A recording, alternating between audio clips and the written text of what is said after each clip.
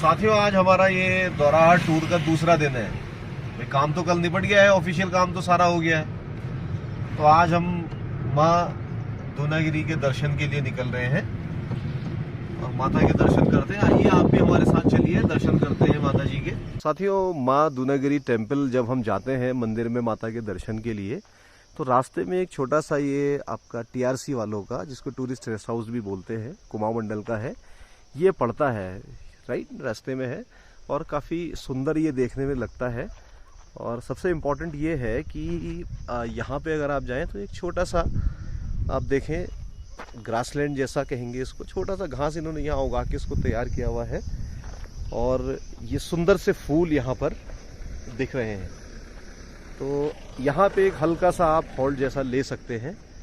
और अगर मैं देखिए आपको आगे दिखाता हूँ, इस समय देखिए क्योंकि धूप काफ़ी तेज़ है, कहीं थोड़ी बहुत आग भी है जंगलों में, तो उस वजह से बहुत क्लियर व्यू तो नहीं है, लेकिन अगर आप देखेंगे तो काफ़ी सुंदर नीचे की तरफ आपको व्यू देखने के लिए मिलता है। बहुत सुंदर व्यू देखने के लिए मिलता है इस तरीके से। और ये एक छोटा सा प्लेटफॉर्म भी तैयार किया गया है नीचे का व्यू देखने के लिए। इस पे चढ़ने कितना मनमोहक ये दृश्य है। और अगर आप नीचे जाके यहाँ बैठें और एक पिकनिक जैसी बनाना चाहें, बहुत यहाँ पे आपको आनंद आने वाला है, बहुत मज़ा यहाँ पे आपको आएगा। इसीलिए लोग पहाड़ों में आना चाहते हैं। हालांकि मैं तो पहले ही देखें कि पहाड़ जो है मुझे बहुत ज़्यादा अट्रैक्ट करते हैं। मैं नैनीताल में ही पला बड़ा हूँ, वहीं मेरा जन्म हुआ, तो नेचुरली पहाड़ मुझे ज़्यादा अट्रैक्ट करते हैं। इसीलिए मेरे हर वीडियो में, हर व्लॉग में कुछ ना कुछ पहाड़ का आप ज़रूर देखते हैं। तो बढ़िया है, ये बहुत सुंदर लग रहा है। देवदार का जंगल है भाई।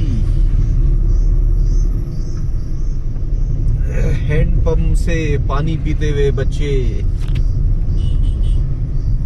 और अब हम ऑलमोस्ट अपनी डेस्टिनेशन पे हैं। ऑलमोस्ट गाड़ियों का काफिला बता रहा है, इतनी गाड़ियां यहाँ पे पार्क हुई हैं, इससे लग रहा है कि हम जो है पहुंच गए हैं। यस, बिल्कुल पहुंच गए हैं। साथियों, अगर आप जाना चाहते हैं माँ दूनागिरी मंदिर, तो इसके लिए आपको अल्मोड़ा डिस्ट्रिक्ट में जाना होगा। अल्मोड़ा डिस्ट्रिक्ट का एक छोटा सा शहर दोराहाट पड़ता है। और ये दोराहाट आपको मालूम है कुमाऊं इंजीनियरिंग कॉलेज यहाँ पर है, जिससे इससे पहले वाले पार्ट में मैं आपको दिखा चुका हूँ इस कॉलेज के बारे में। तो ये दोराहाट से लगभग 14 से 15 किलोमीटर की दूरी पर अगर आप जाते हैं तो यहाँ पे आपको जो है एक दोनागिरी वैष्णवी शक्ति पीठ मिलता है, जिसको आप माँ दूनागिरी मंदिर के नाम से भी जानते हैं। क्योंकि साथियों, इस मंदिर में जो माँ दूनागिरी है ये वैष्णवी रूप में पूजी जाती हैं, इसीलिए इसको वैष्णवी शक्ति पीठ की जो प्रसिद्धि है वो भी प्राप्त है।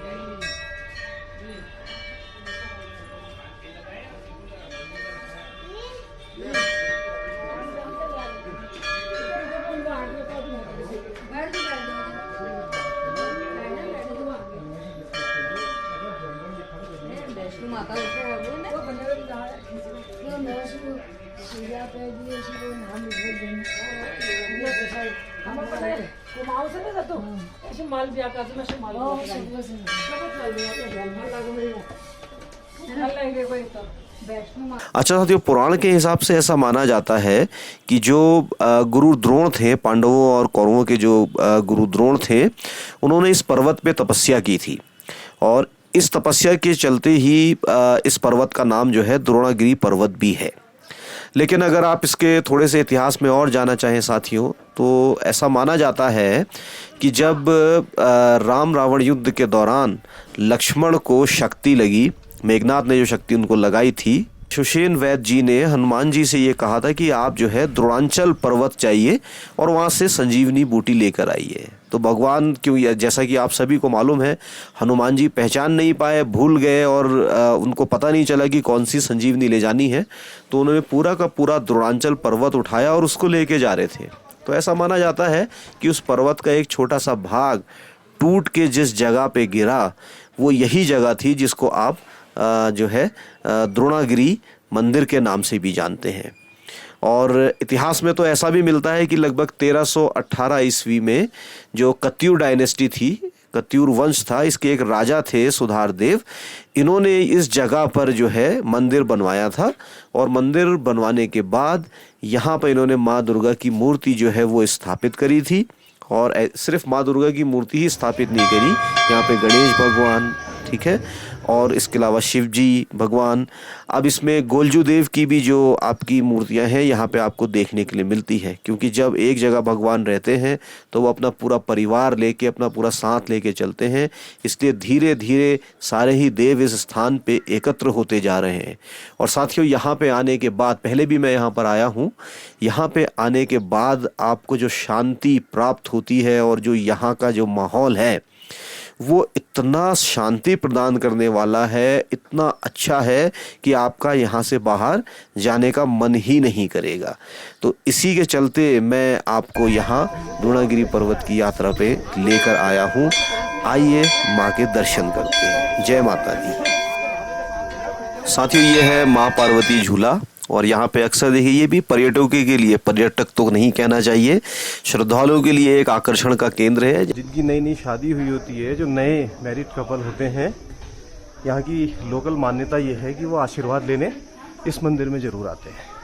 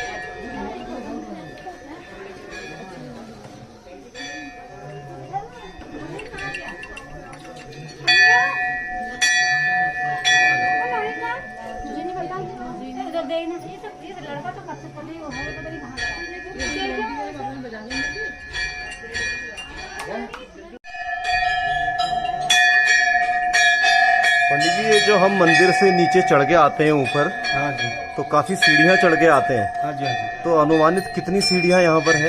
405 सीढ़ियाँ। 405 सीढ़ियाँ टोटल है। अच्छा, इस तरीके की गिनती आपने यहाँ जो ये घंटियाँ चढ़ाई गई हैं रास्ते में पूरी, इसकी भी करी हुई है? ये ऐसा जो पब्लिक आती है उसी घंटियों को बड़ा करके बना के यही घंटियाँ लगाते हैं। अच्छा, छोटी उसको फिर गला के बड़ा करके यहाँ लगा देते हैं। तो ये आपकी अभी गिनती में नहीं है? ये गिनती में है, ये भी है। अच्छा, ये सब टोटल गिनती में है। टोटल गिनती में ऊपर तक कुछ अनुमानित अंदाज? हाँ, 1000, कम से कम 1005-6 है। 1005-6 घंटियाँ हैं। चलिए, बहुत बहुत धन्यवाद। साथियों, यह है मंदिर का हवन कुंड और यहाँ पे जो है हवन किया जाता है। और साथ ही श्रद्धालु लोग जो भी उन्होंने धूप बत्ती और जो अगरबत्ती वगैरह जलानी है या दिया जलाना है वो इस स्थान पे जलाया जा सकता है।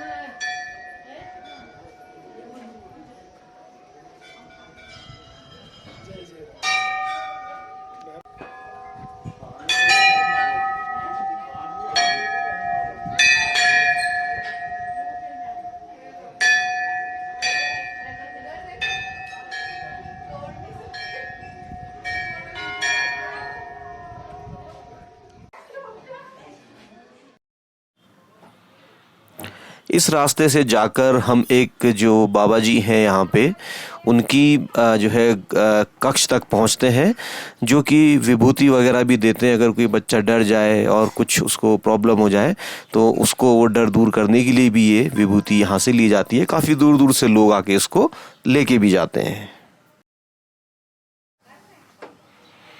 और साथियों, अब हम अपने अंतिम पड़ाव तक आ पहुँचे हैं और जैसा कि आप देख सकते हैं, श्रद्धालुओं के लिए वर्ष भर माँ दूनागिरी मंदिर में भंडारे की व्यवस्था जो है वो की जाती है। तो साथियों, मुझे उम्मीद है कि ये सफ़र आपका मेरे साथ बहुत अच्छा रहा होगा। तो आगे भी आप देवलोक के साथ जुड़े रहिए और ऐसे ही नए नए स्थानों की तरफ हम आपको लेके चलेंगे। आइए चलते हैं।